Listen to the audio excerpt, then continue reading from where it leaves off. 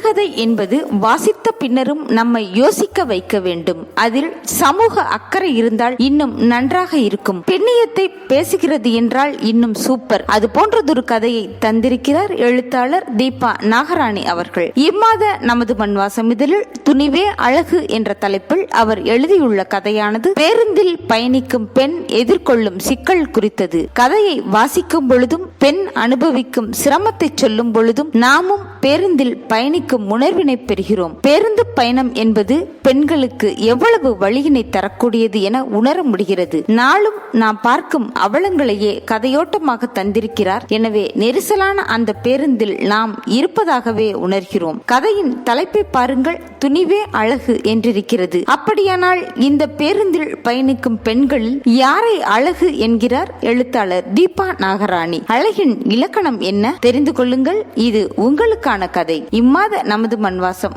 வாங்குங்க, வாசியுங்க, தெரிஞ்சுக்கோங்க.